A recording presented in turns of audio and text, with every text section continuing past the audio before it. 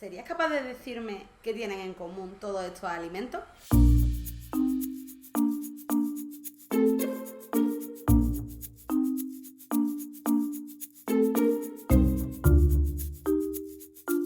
Pues sí, tienen un elemento común, y es que todos están compuestos de glúcidos o, lo que es lo mismo, hidratos de carbono.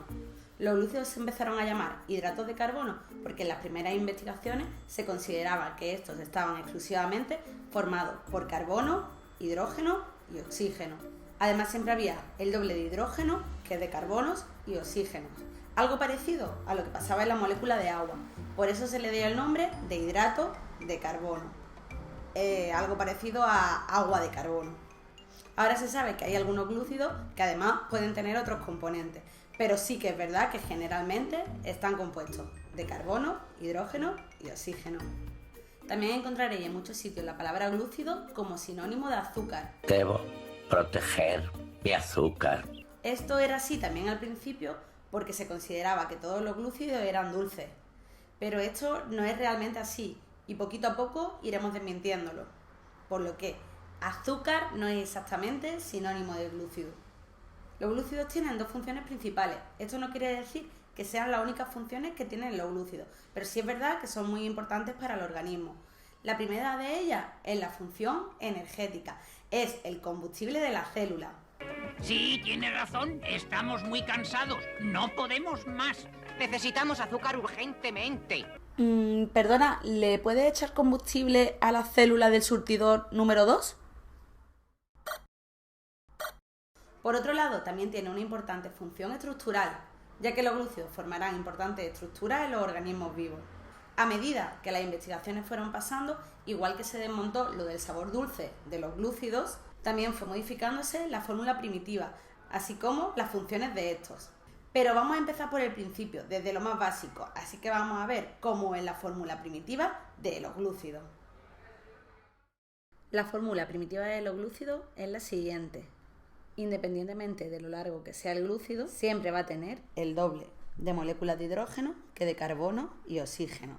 Por ejemplo, la glucosa, que tiene 6 carbonos y 6 oxígenos, va a tener 12 hidrógenos. Los glúcidos se denominan polialcoholes. Estos pueden ser de dos tipos, polihidroxialdehídos o polihidroxicetonas. Van a depender de dónde esté el grupo funcional carbonilo. Si este grupo funcional está al final de la molécula, se denomina aldehído, y si está en medio de la molécula, se denomina cetona. Aquí lo podemos ver con una molécula de 3 carbonos. Si tenemos el grupo funcional al final, es un aldehído, y si lo tenemos en medio de la molécula, es una cetona. La principal función de los glúcidos, como ya hemos dicho, es función energética o estructural. Los glúcidos más simples forman osas. Estos son los monosacáridos, que pueden ser aldosas si tienen el grupo aldehído o cetosas si tienen un grupo cetónico. Los monosacáridos entre ellos se pueden unir formando óxidos. Si estos óxidos solo y exclusivamente están formados por osas, se llaman holóxidos. Si tienen entre 2 y 10 monosacáridos, se denominan oligosacáridos. Y dentro de los oligosacáridos, aquellos que están formados por 2 monosacáridos se llaman disacáridos.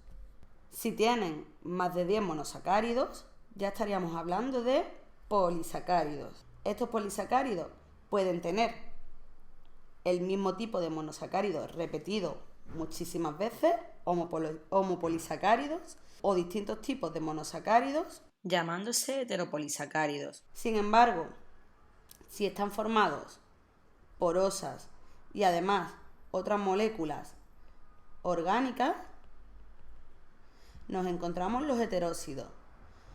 Los heteróxidos, dependiendo cuál sea la otra molécula orgánica, si es un lípido, estaremos ante un glucolípido, y si es una proteína, ante una glucoproteína. ¿Y cómo se van a nombrar los glúcidos? Pues va a depender del número de carbonos que estos tengan. Si tienen 3 carbonos, serán triosas, 4 tetrosas, 5 pentosas, 6 hexosas, 7 heptosas Y podríamos seguir, pero es muy raro encontrar un glúcido de más de 7 carbonos. Además, dependiendo si tienen un grupo aldehído o un grupo cetona, vamos a añadirle el prefijo aldo o el prefijo ceto delante del número de carbonos y al final el sufijo osa. Aldo, tri, osa, estaríamos hablando de un glúcido con un grupo aldehído más 3 carbonos.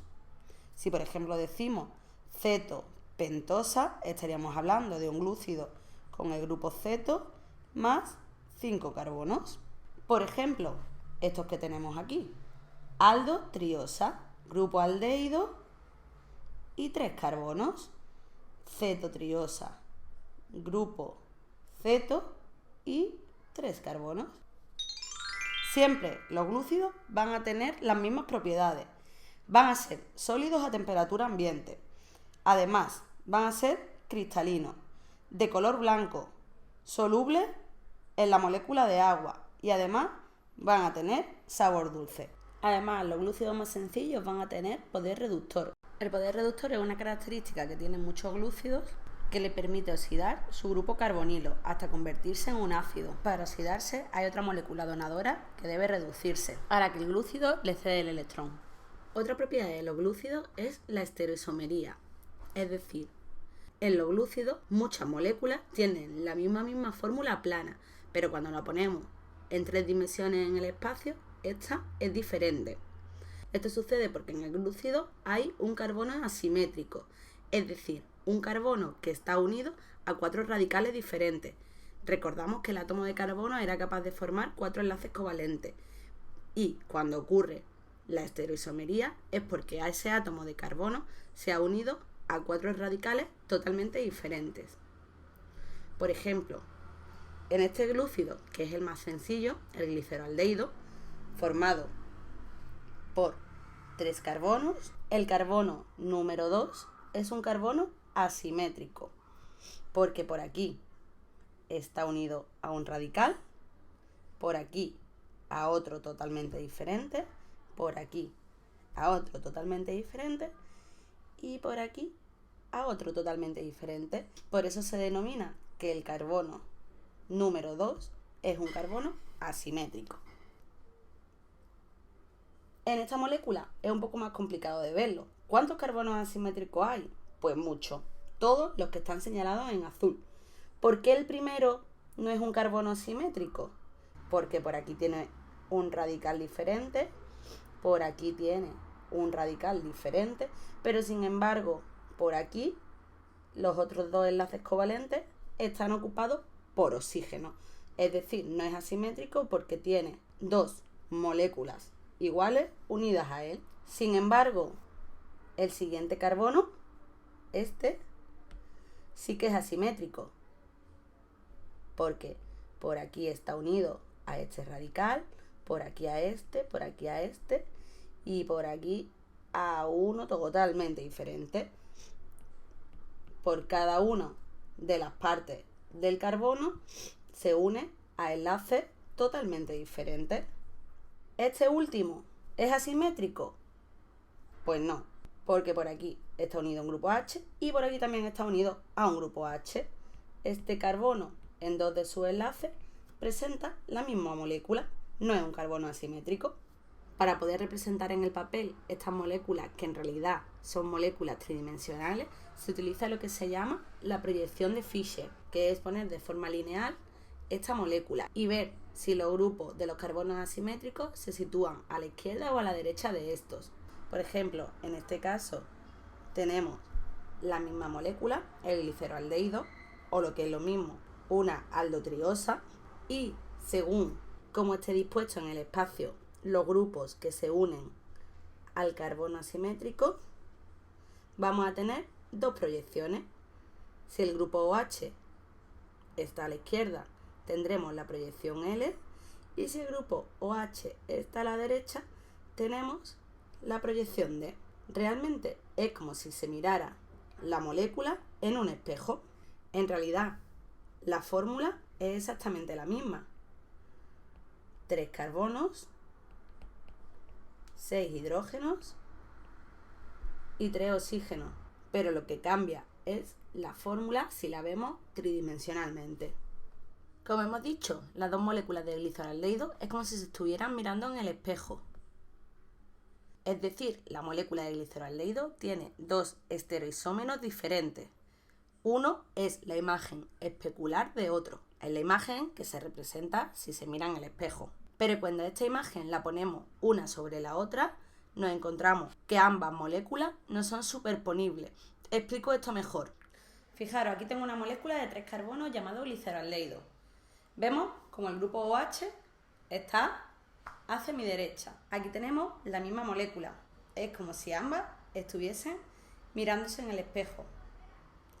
Pero ¿qué pasa si las superpongo una contra la otra? Pues que los grupos OH no son superponibles. Queda uno a un lado y otro a otro. Las imágenes son especulares entre ellas, como mirándose en un espejo, pero no superponibles. Cuando las dos imágenes no son superponibles, se denominan enantiómeros. En estas moléculas, en el gliceraldehído, que es la molécula más sencilla, saber si estamos ante un estereoisómero de la forma D o de la forma L es muy sencillo, ya que mirando el carbono asimétrico, según si este tiene el grupo OH hacia la derecha o hacia la izquierda, tendremos el estereoisómero D o L. Pero claro, ¿qué pasa si la molécula es mucho más larga? Porque claro, esta molécula que vemos aquí tiene un montón de carbonos asimétricos. ¿Cuál de ellos tenemos que mirar para saber si la molécula es D o L? Pues para ello tendremos que buscar el carbono asimétrico más lejano al grupo carbonilo. En este caso es el carbono 5. Si el grupo OH está hacia la derecha, ¿cuál será el estereoisómero de esta molécula? Efectivamente, es el estereoisómero D. ¿Y de esta molécula? Y el grupo OH está hacia la izquierda. Por tanto, nos encontramos con un estereoisómero de la forma L.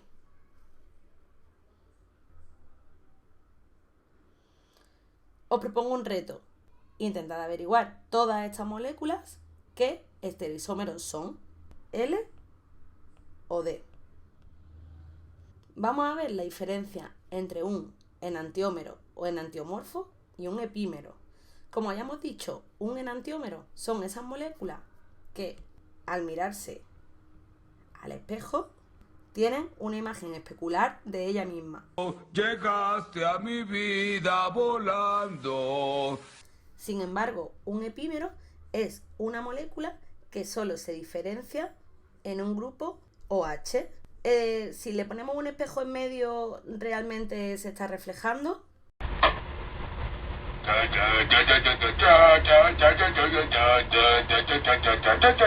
Pues no, ¿vale? Esta molécula no se refleja. Solo que uno de los grupos ha cambiado. ¿Qué es lo que pasa? Pues ya no nos estamos encontrando con la misma molécula. Aquí tenemos la misma, la ribulosa. Lo único que una en su forma D y otra en su forma L. Aquí no tenemos la misma molécula, porque si miramos, ambas son D. Pero el simple hecho de tener uno de los grupos OH cambiados de lugar ya la convierte en una molécula diferente, ribulosa y siluosa. Ambas de 5 carbonos. Esto se denomina un epímero. Moléculas con el mismo número de carbonos, pero en una disposición diferente de los grupos OH. Vamos a proponer de nuevo un reto. Estas dos moléculas entre ellas, ¿son enantiómeros o epímeros? Pues son enantiómeros, porque si ponemos un espejo por medio, son entre ellas imágenes especulares. Muy bien, sí que es verdad. Un aplauso para ustedes. ¿Y esta? ¿Enantiómero o epímero? Pues efectivamente, estaríamos ante un epímero. No son imágenes que se están mirando en el espejo, sino que simplemente en una de ellas el OH ha cambiado de sitio, pero el resto de la molécula continúa igual. ¿Y esta? Enantiómero o epímero. Si os dais cuenta, los carbonos, por simplificar, no aparecen, pero estarían justo aquí. Pues sí, habéis pensado bien, es un epímero. No se están mirando en el espejo. Y por último, este, enantiómero o epímero. Pues este sí, es una imagen especular una de la otra. Además, los monosacáridos tienen una propiedad también muy importante, que es la isomería óptica. ¿Qué quiere decir esto? Pues que los monosacáridos, según su carbono asimétrico, tienen la capacidad de desviar la luz, ya que, como hemos dicho, tener un carbono asimétrico significa que espacialmente sean de una forma u otra. Si los monosacáridos desvían la luz hacia la derecha, estamos hablando que es un monosacárido dextrógiro o positivo. Y si la desvían hacia la derecha, es un monosacárido levógiro o negativo. Por tanto, podremos tener monosacáridos que sean D positivo o D negativo, o L positivo, L negativo. ¿Cómo vamos a clasificar a los monosacáridos? Pues según su número de carbono. Si partimos de aquellos monosacáridos con 3 átomos de carbono, estaremos con las triosas. Ya hemos hablado de una de ellas, el gliceraldehído, o lo que es lo mismo, una aldotriosa. O otra también muy importante, la dihidroxicetona, o lo que es lo mismo, una cetotriosa. Ambas aparecen como compuestos intermedios en algunas reacciones metabólicas, que ya veremos más adelante cuando veamos el metabolismo celular. Si os dais cuenta, la cetotriosa no va a tener jamás estereoisomería o actividad óptica. ¿Por qué creéis que no va a tenerlo? Pues porque todos sus carbonos están unidos mínimo a 2 moléculas iguales. Este carbono no va a ser asimétrico nunca, porque por aquí se une a un hidrógeno y por aquí a un hidrógeno. Este tampoco, porque se une a 2 oxígenos. Y tanto por arriba como por abajo a 2 radicales iguales. Y este tampoco es asimétrico porque igualmente se une a 2 hidrógenos. Por tanto, la cetotriosa va a ser el único glúcido sin actividad óptica. Siguiente tipo de monosacárido, las tetrosas. Tetro, formadas por 4 átomos de carbono.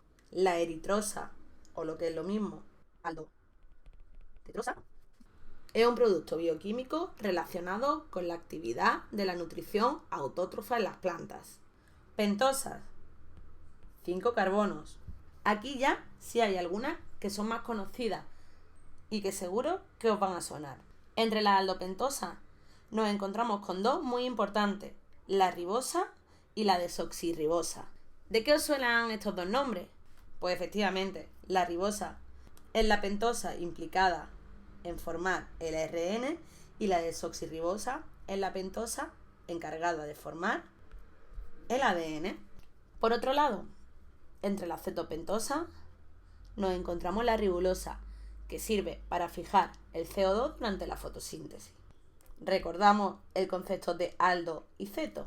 Ceto en mitad de la molécula, aldo en el primer carbono. Entre las hexosas, 6 carbonos, las más importantes o más conocidas, la glucosa y la galactosa. La glucosa es la molécula más usada por todos los seres vivos como molécula de intercambio energética.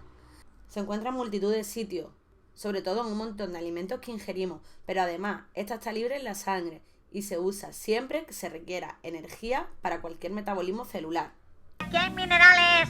Yo tengo glúcidos. ¿Quién quiere glúcidos? Y buena grasa. La galactosa, sin embargo, se encuentra libre en la leche o formando un disacárido que luego veremos llamado lactosa. Entre las cetohexosas también tenemos una muy conocida, la fructosa, que es uno de los azúcares más abundantes en la naturaleza. Sobre todo está en la fruta, en la miel. Hasta ahora hemos estado viendo los glúcidos de forma lineal, pero los seres vivos nunca se encuentran de manera lineal, sino que se encuentran cicladas. ya que en los seres vivos los glúcidos siempre van a estar en disolución y por tanto no las vamos a encontrar cicladas. ¿Cómo se cicla una aldosa? Pues vamos a verlo con el ejemplo típico de la glucosa. Pues la glucosa siempre, el oxígeno del carbono 1 va a realizar un enlace hemiacetal con el OH del carbono 5. El OH del carbono 5 establece enlace con el oxígeno del carbono 1, tal y como vemos en esta opción. De esta forma, el hidrógeno pasa a formar un OH en el carbono 1 y se queda unida la molécula de forma ciclada mediante un enlace hemiacetal. ¿Y cómo se cicla en una cetosa? Pues en una cetosa el enlace se establece mediante el oxígeno del carbono 2 y el OH del carbono 5. Pero ahora el enlace que se forma, en vez de hemiacetal, se llama hemicetal, ¿vale? Cuidado con estas dos palabras porque lo único que cambia es una ahí en medio. Enlace hemicetal. Al establecerse ese enlace entre el 2 y el 5, si os dais cuenta, la diferencia con la molécula ciclada es que esta ahora es un pentágono en vez de un hexágono como era en las aldosas. Si se cicla en forma de pentágono tendremos una furanosa y si se cicla en forma de hexágono tendremos una piranosa. Al ciclarse nos encontramos con una nueva proyección, en este caso la de Haworth. La proyección de Fischer es lineal y la proyección de Haworth es ciclada. Si os dais cuenta, en la proyección de Fischer, según como estuviese situado el grupo OH del carbono asimétrico más lejano al carbono carbonilo, tendríamos la de glucosa o la L-glucosa. Ahora, en la proyección de Haworth, además nos encontramos con un nuevo término, alfa o beta. ¿Que un glúcido ciclado sea alfa o sea beta? Pues va a depender de la posición del OH. Al ciclarse, en el caso de las aldosas, el carbono número 1 se convierte en un carbono asimétrico. Esto quiere decir que vuelve a tener 4 enlaces diferentes unidos. Esto provoca que el OH pueda rotar. Si nos lo encontramos abajo, se denomina alfa, y si nos lo encontramos arriba, se denomina beta. En el caso de la cetosa, el que se convierte en carbono asimétrico es el 2, el que tenía el grupo ceto. Y lo mismo, si el OH se orienta hacia abajo, es alfa, y si el OH se orienta hacia arriba, es beta. Con los monosacáridos hemos terminado la primera parte de los glúcidos, pero recordad en el esquema que veíamos al principio que no solo existían los monosacáridos, estos se podían unir de 2 en 2 y formar los disacáridos, o unirse en largas cadenas para formar los polisacáridos. Esto lo veremos en la segunda parte del vídeo de los glúcidos. Por ahora ya tenéis una introducción a los glúcidos bastante larga que tenéis que empezar a estudiar. En el siguiente continuamos con la parte 2 de los glúcidos. ¡Hasta luego!